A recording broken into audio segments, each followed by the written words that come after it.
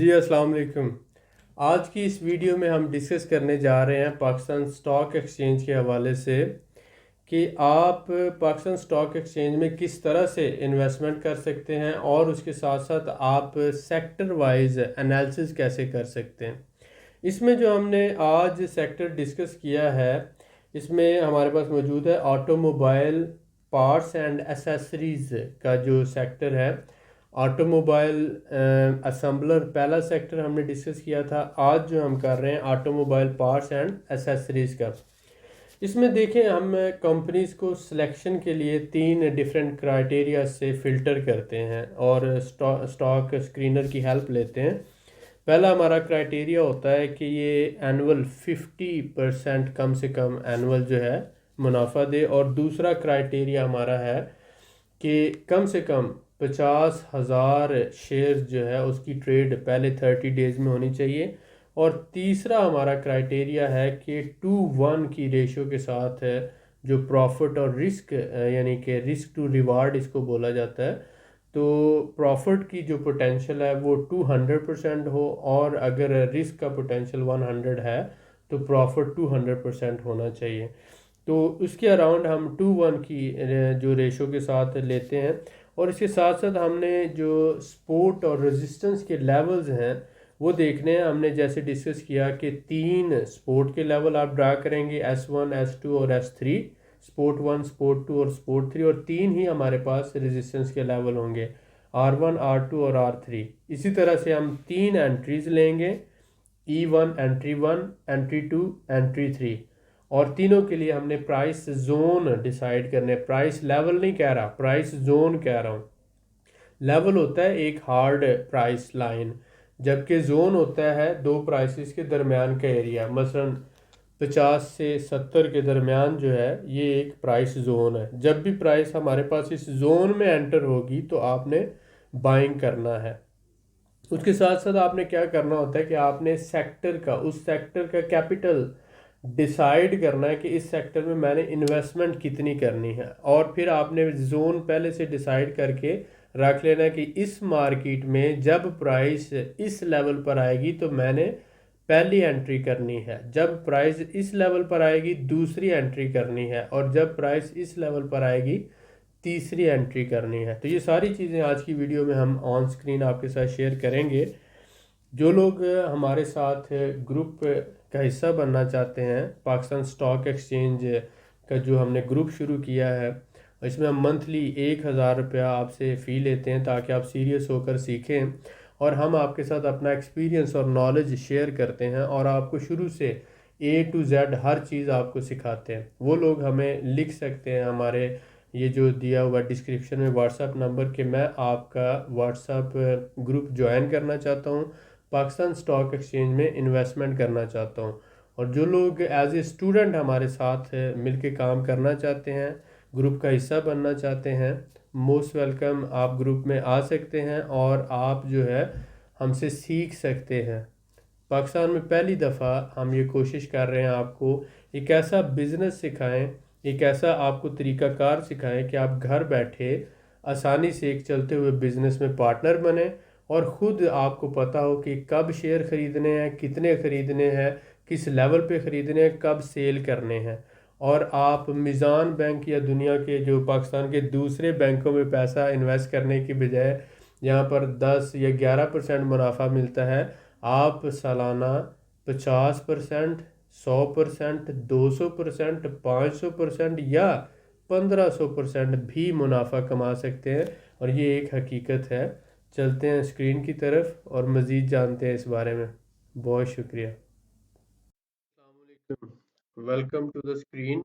आज जो हमारा नेक्स्ट लेसन है पाकिस्तान स्टॉक एक्सचेंज के हवाले से, आज जो हम सेक्टर डिस्कस करने जा रहे हैं, ये हमारे पास सेकंड जो सेक्टर है, पहले हमने डिस्कस किया था ऑटोमोबाइल असेंबलर सेक्टर। आज हम ऑटोमोबाइल का ही दूसरा सेक्टर जो है डिस्कस करेंगे, automobile parts and accessories sector जो है। जैसे कि बहुत से लोगों को पता है कि यहाँ पर आने के लिए ये जो वेबसाइट है dps.psx.com.pk, और उसका जो है आप नेक्स्ट फिर स्क्रीनर जो है वो यहाँ पे मार्केट में जाने के बाद आप स्टॉक स्क्रीनर जो है वो ओपन करेंगे और उसके बाद आप सेक्टर जो है वो सिलेक्ट करेंगे यहाँ पर ऑटोमोबाइल पार्ट्स एंड एसेसरीज। ये सेक्टर सेलेक्ट करने के बाद आप देखते हैं कि टोटल हमारे पास यहाँ पे जो कंपनीज आती हैं, तो अगर हम देखते हैं तो ये 8 कंपनीज हैं जो इस वक्त जिनकी ट्रेडिंग हो रही है। और उसके अलावा ये जो आगे 2 कंपनीज हैं अभी जो इनकी ट्रेडिंग रुकी हुई है। और इसी तरह से तो हमें इन 8 कंपनीज में से ही आज जो है वो कंपनीज सेलेक्ट करनी है। और ये जो हमने सेलेक्ट करनी है उसमें हमने ये देखना है कि एक तो 2:1 की रेशो के हिसाब से हमने कि जिसमें प्रॉफिट जो है वो 2 यानी 200% अगर आप ले लें तो जो रिस्क का लेवल हो वो 100% कर लें, लेकिन 2:1 की रेशो आप जैसे भी समझ लें इसको, इस रेशो से हमने सेलेक्ट करनी है। और दूसरा कि जो हमारा रेजिस्टेंस एंड सपोर्ट लेवल है इनको कंसिडर करते हुए, जैसे हमने पहले डिस्कस कर चुके हैं कि हमारे पास 3 रेजिस्टेंस के लेवल हैं और 3 ही हमारे पास जो है वो सपोर्ट के लेवल हैं। तो S3 जैसे S1 S2 S3 और इसी तरह से R1 R2 और R3 बहुत से लोगों को ये पता है क्योंकि हम इसके बारे में डिस्कस कर चुके हैं ऑलरेडी। तो ये इन तीनों लेवल्स को मद्देनजर रखते हुए हमने बाइंग 1 करनी है, फिर बाइंग 2 करनी है, फिर बाइंग 3 करनी है। तो बाइंग 1 जो हमारी होगी वो S3 लेवल पर होगी और बाइंग 2 जो है वो S2 लेवल पर और बाइंग 3 जो है वो हमने करनी है वो S1 के लेवल पर। तो 3 दफा की हमने बाइंग करनी। ओवरऑल हमारी स्ट्रेटजी क्या होगी कि हम हर सेक्टर के लिए अपना एक कैपिटल डिसाइड करते हैं।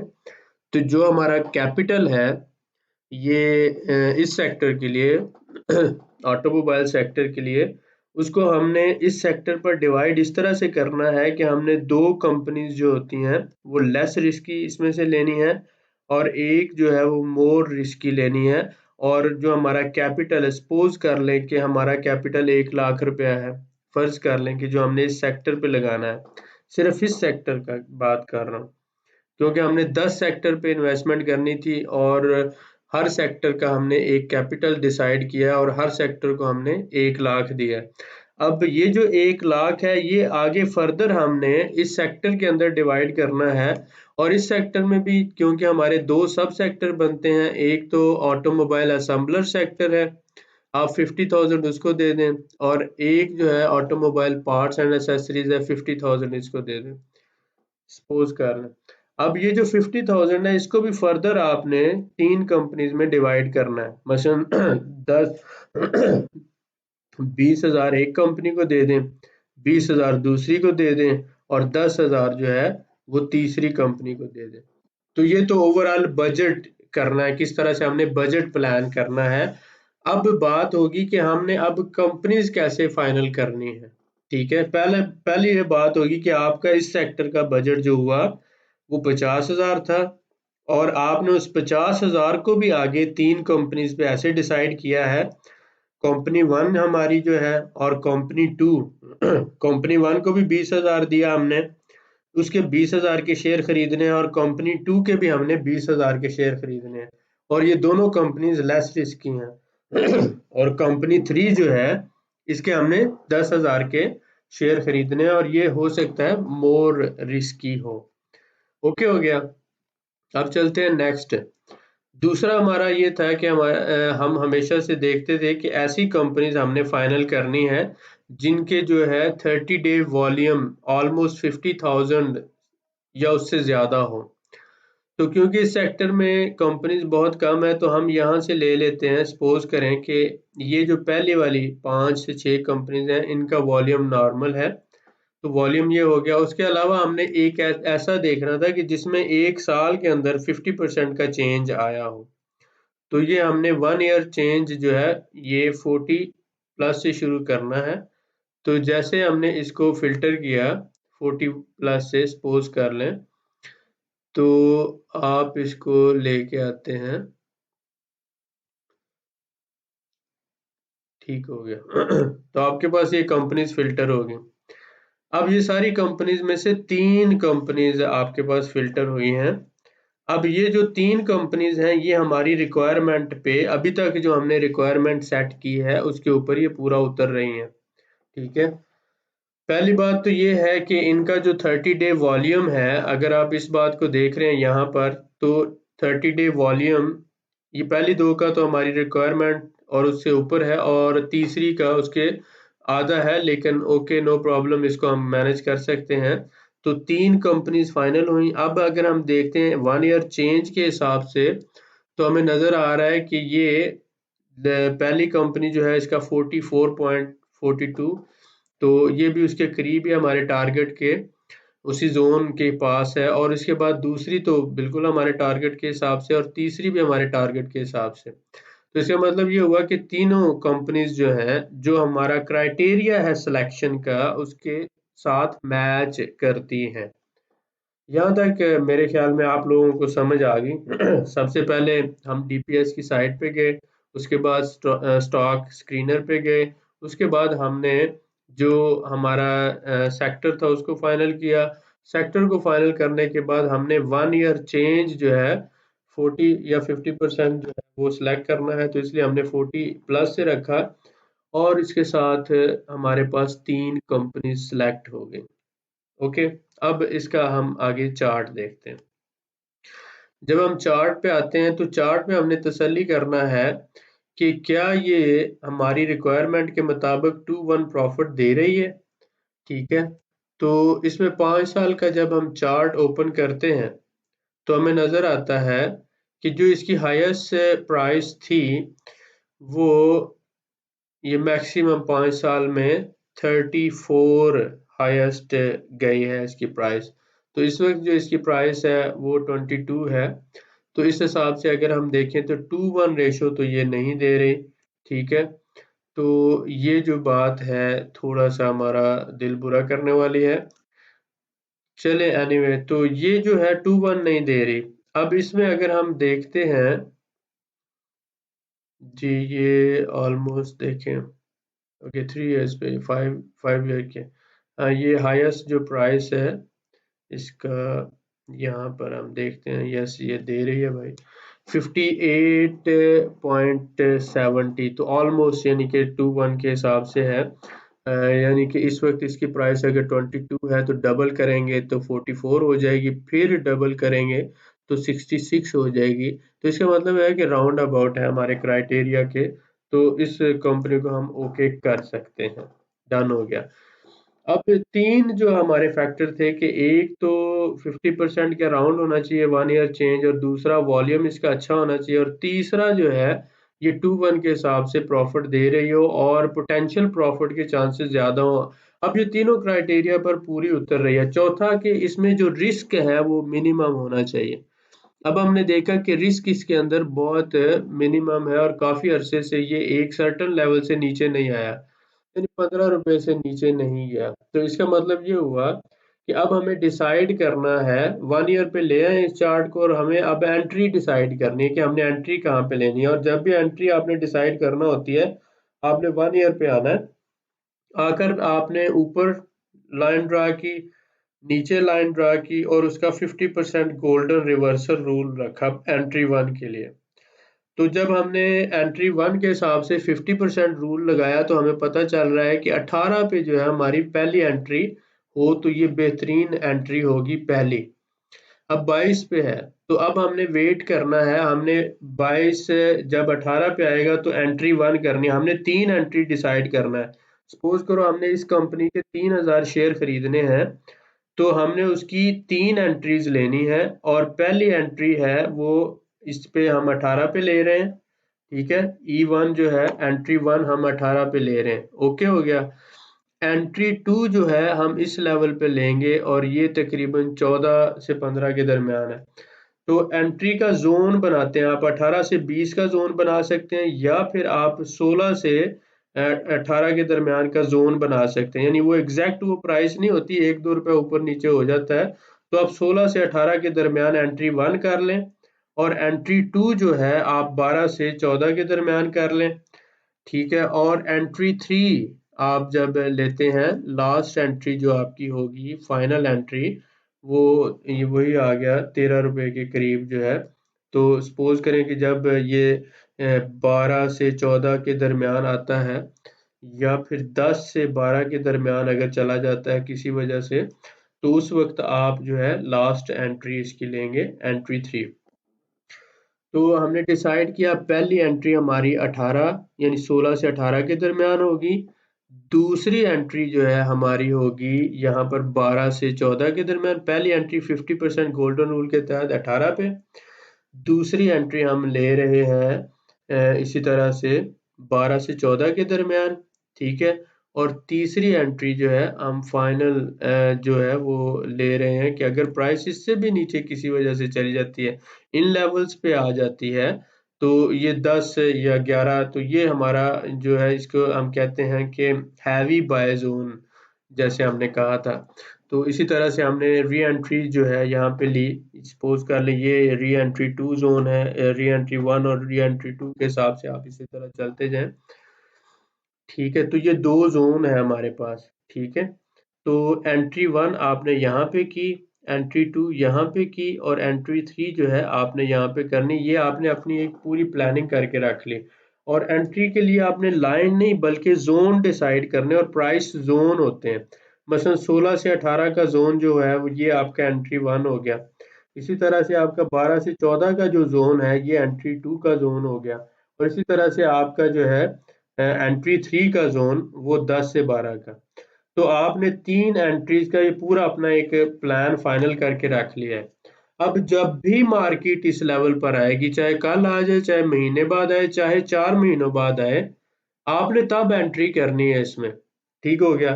पहला काम आपने मार्केट को रिसर्च करके फाइनल करके रख लिया कि मैंने इस मार्केट में बाइंग करनी है, ठीक है। आपने मार्केट को फाइनल कर लिया, और ये मार्केट आपके क्राइटेरिया पर पूरा उतरती है। उसके बाद आपने डिसाइड किया कि इस मार्केट पे मैंने पैसा कितना लगाना है।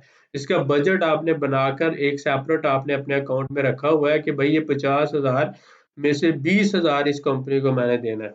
अब 20,000 इसका बजट हो गया। अब 20,000 के तुमने इसके शेयर खरीदने हैं।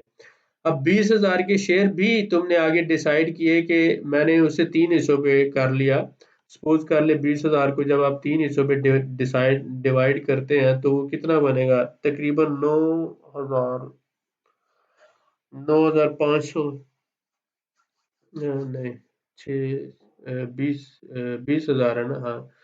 तकरीबन 6,500 के राउंड अबाउट आप कर लो यार कैलकुलेशन। अब 6,500 की आपने एंट्री 1 करनी है, 6,500 की आपने एंट्री 2 करनी है, और 6,500 की आप एंट्री 3 करेंगे, और इसके बाद आप भूल जाएं, ठीक है। फिर जो होगा देखा जाएगा। लेकिन ये होगा कि इंशाल्लाह ताला ये बढ़ेगा। हो सकता है कि कभी भी आपको एंट्री 3 लेना ही ना पड़े, ठीक है।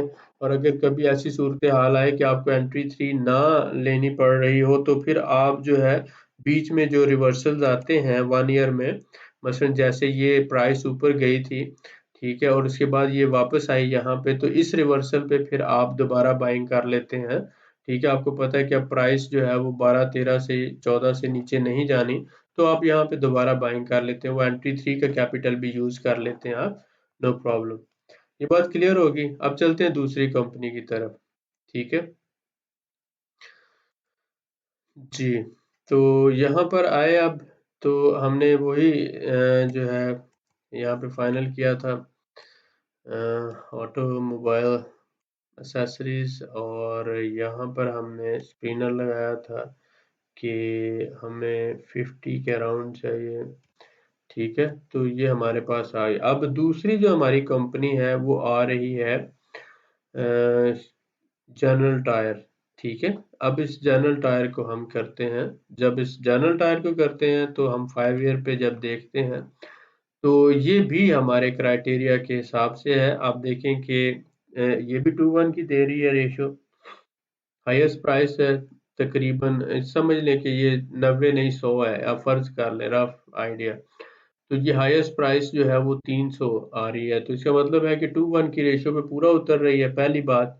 दूसरा 50% जो है वो दे रही है, और तीसरी बात के वॉल्यूम जो है इसका अच्छा खासा ट्रेड हुआ है। ठीक है, तो ये तीनों बातें पूरी होगी।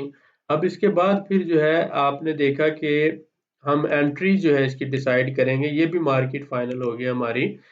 अब एंट्री डिसाइड करनी है, तो पहली एंट्री हमने इसकी ली 80 से 80 के करीब, यानी 80 टू 85 का जो पहला जोन है, बाय वन जो है वो हम यहाँ पे करेंगे, यानी एंट्री वन जो आपकी। एंट्री टू के लिए आप इसी तरह से नीचे आ जाते हैं 70, यानी 65 टू 70 के दरमियान, यानी इस रेंज में 60 टू 70 के दरमियान आप जो है ना वो एंट्री टू कर लें, 60 टू 70 के दरमियान।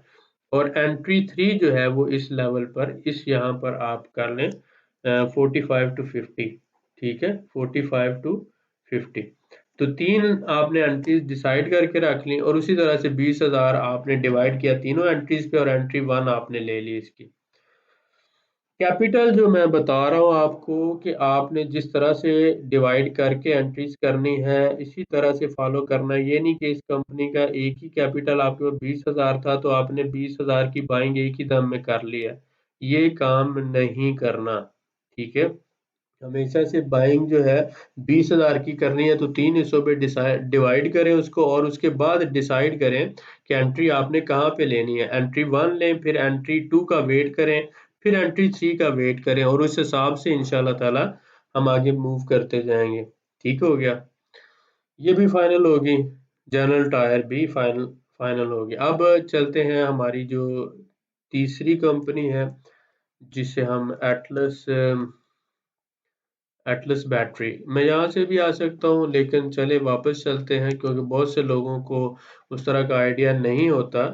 तो मैं ये कहूँगा कि वो इसी तरह से ताकि वो उनके लिए सादा और सिंपल चीज़ हो, और वो इस बहुत सी चीज़ें मैं इसलिए बहुत सिंपल वे से समझाने की कोशिश करता हूँ कि आप लोग जो नहीं जानते स्टॉक मार्केट को, इन चीज़ों को, उनके लिए प्रॉब्लम ना हो, क्योंकि हमने दोबारा तो इन लेसन्स पे आना नहीं है, और हमारे पास इतना टाइम भी नहीं होना। अब तो बस ज़िंदगी में आगे की तरफ ही बढ़ना है।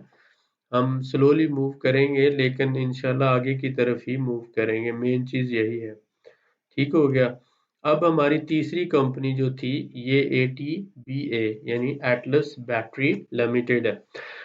अब आप देखें कि ये तीसरी कंपनी जो है, इसका वॉल्यूम भी ठीक ही है, और इसकी जो ईयर परफॉर्मेंस है वो भी अच्छी है।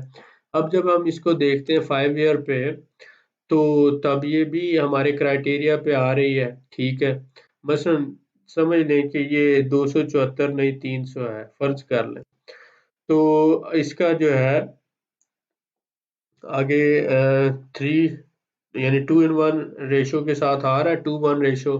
ठीक है, ओके हो गया, 945, तो ये उस रेंज में आता है।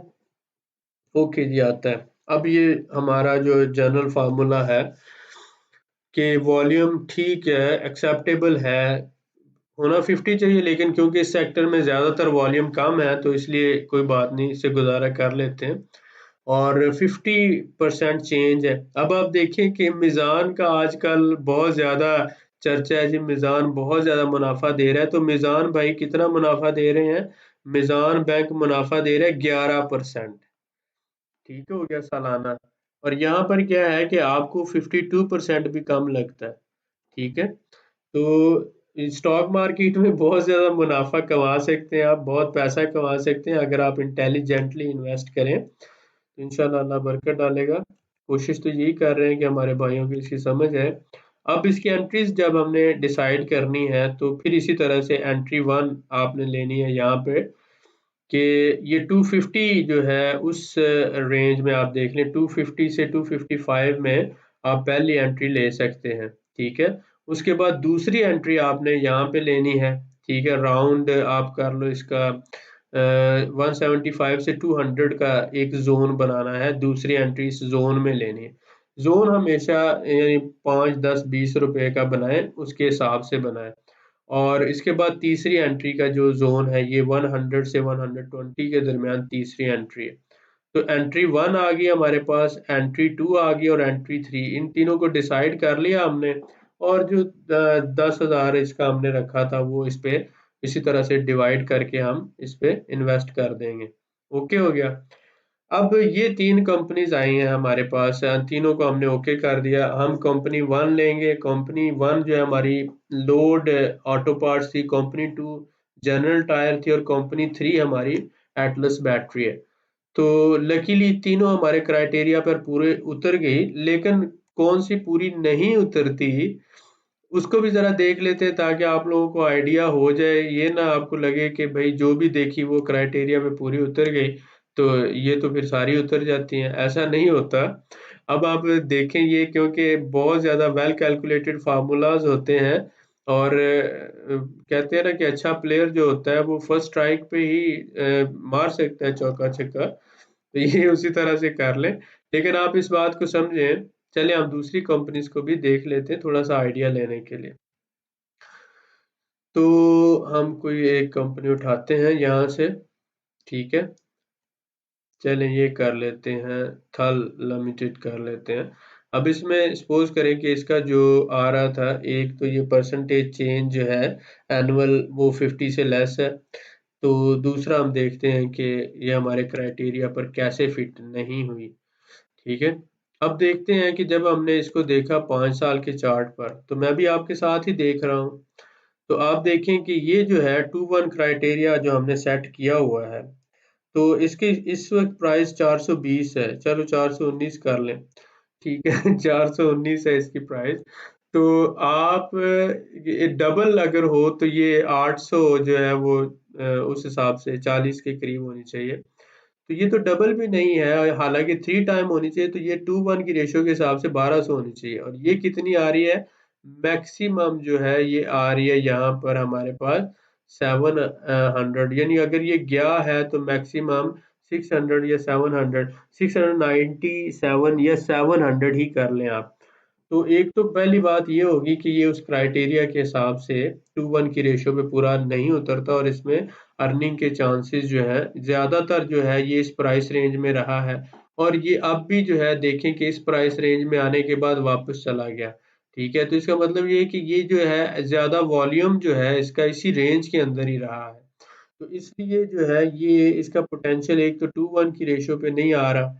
दूसरी बात ये है कि अगर यहाँ पे हम बाइंग करते हैं तो ये रिस्क लेवल हाई है इससे नीचे जाने के, इसके बहुत ज़्यादा चांसेस हैं। सपोज करें यहाँ पे बाइंग किया आपने 417 में, तो ये वापस जा सकता है 330 पे भी जा सकता है और इस तरह से नीचे जाने के यहाँ तक इसके आधा, यानी कि ये आपका कैपिटल लूज हो सकता है। तो ये जो है हाई रिस्क है इस तरह से, और ज़ोन भी जो है इसका वो बाय ज़ोन बनता नहीं है और किसी तरह से भी ये हमारे क्राइटेरिया पे फिट नहीं आता। तो इसलिए ये फ़िल्टर में आया ही नहीं, तो इसकी मेहरबानी ये नहीं आया। अगर ये आता भी तो हमने इसको नहीं लेना था, ठीक है। एक और देख लेते हैं आपकी तसल्ली के लिए, ठीक हो गया।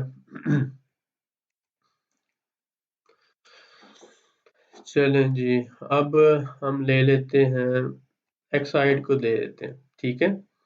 एक्साइड को जब हमने लिया तो हमने देखा कि एक्साइड जो है ये आ रहा है 360 का इस वक्त है और ये हाईएस्ट रेंज जो है 987 जो है उसमें आ रहा है। तो ये तकरीबन समझ लें 2-1 की रेशियो में पड़ता है और ये ठीक है, एक्साइड जो है वो सही जा रहा है और ये बन सकता है। हमारा पोटेंशियल जो है इसमें 2-1 की रेशियो मौजूद है। तो लेकिन इसमें जो 2 बातें हैं कि ये 20,000 भी जो है इसका नहीं शेयर हुआ और उसका तो कम से कम 25,000 हुआ था, इसलिए हमने उसको लिया। और ईयर चेंज भी जो है वो बहुत कम है। तो ये दोनों इसके नेगेटिव फैक्टर चले गए, सिर्फ़ एक फैक्टर हुआ। तो जब इससे अच्छी कंपनीज़ हमारे पास मौजूद हैं, जो हमारे सारे क्राइटेरियाज़ पर पूरा उतर रही हैं, तो फिर हमें इसको क्यों लेना? तो इसलिए जो है हमने इसको अभी उस तरह से नहीं डाला। हमने एक सेक्टर में 3 कंपनीज़ लेनी है, तो क्योंकि ऑलरेडी हमारे पास 3 मौजूद हैं, जो हमने फाइनल कर ली, तो इसलिए। लेकिन ये एक अच्छी कंपनी बन सकती थी, अगर आपने 4 लेना होती तो चौथी ये बन सकती थी। ठीक हो गया। और एक और देख लेते हैं।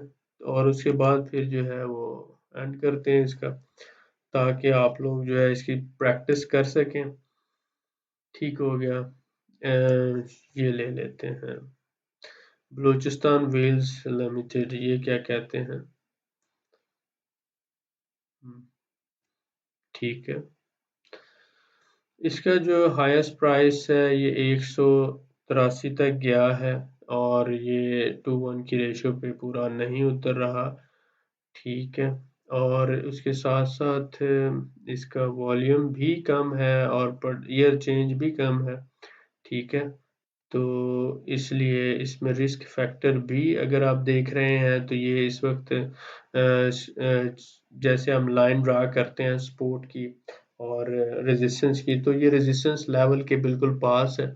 ठीक है। और चांसेस हैं, ज़्यादा लॉस के चांसेस हैं। ठीक है। तो इतनी अच्छी चार्ट इसके नहीं थे, इसलिए हम इसको सिलेक्ट नहीं कर सके। इससे पहले जितनी भी हमने 3 कंपनीज सेलेक्ट की, फिल्टर की और उनको हमने चेक किया, तो वो हमारे क्राइटेरिया के हिसाब से ठीक थी। ओके। अब एक और करने के बाद देखते हैं जी क्या नतीजा आता है। पैंथर टायर्स, चले पैंथर को चेक करते हैं, पैंथर क्या कहता है, बुरी कंपनी कैसी होती है, ये हम पैंथर से सीखते हैं। ठीक है। पैंथर हमें समझाता है जी कि एक बुरी कंपनी क्या हो सकती। अब आप देखें, पैंथर तो मूव करने का नाम नहीं ले रहा। चलें जी, एनीवे, एक तो पहली बात ये वॉल्यूम इसका ठीक है पैंथर का, लेकिन ईयर चेंज जो है ये 2.3 बहुत ही कम है। और तीसरी बात ये कि ये जो इसका आ रहा है प्राइस के लेवल, ये जो है इसमें अब वो शो नहीं कर रहा, लेकिन वो भी डेफिनेटली इतने अच्छे नहीं होने। तो ये 2 फैक्टर्स जो हैं वो इसके पूरे नहीं हो रहे, इसलिए पैंथर साहब भी जो है वो हमारी तरफ से फारग है। ओके जी, हमने दोबारा एंड करेंगे इस बात का।